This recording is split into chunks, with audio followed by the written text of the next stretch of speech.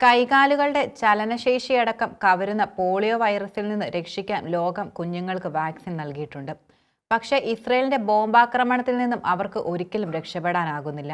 ഐക്യരാഷ്ട്ര സംഘടനയുടെ പ്രത്യേക ഇടപെടൽ ഗാസയിൽ നടത്തിയ ക്യാമ്പയിനിൽ പോളിയോ വാക്സിൻ എടുത്ത് മടങ്ങിയ 3 വയസ്സുകാരിക്ക് ഇസ്രയേൽ ബോംബാക്രമണത്തിൽ 2 കാലും നഷ്ടമായിരിക്കുകയാണ്. ആശുപത്രിയിൽ മറ്റു കുട്ടികളെ നോക്കി പെൺകുഞ്ഞ് ചോദിക്കുന്നത് എൻ്റെ കാലുകൾ എവിടെയെന്നാണ്.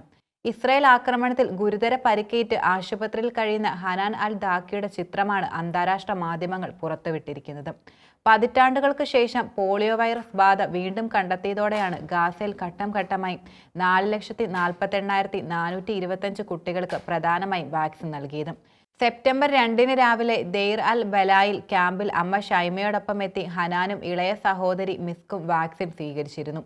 തൊട്ടടുത്ത ദിവസം ഇവരുടെ വീട്ടിലേക്ക് ഇസ്രയേൽ ബോംബിടുകയായിരുന്നു. ഇതിനെ തുടർന്ന് ഷൈമ കൊല്ലപ്പെട്ടു. ഹനാന്റെ 2 കാലുകളും അറ്റുപോയി. മിക്സിന്റെ 1 കാൽ മുറിച്ചു മാറ്റുകയാണ് ചെയ്തത്. അച്ഛൻ മുഹമ്മദ് അൽ ദഖിക്കും പരിക്കേറ്റിരുന്നു.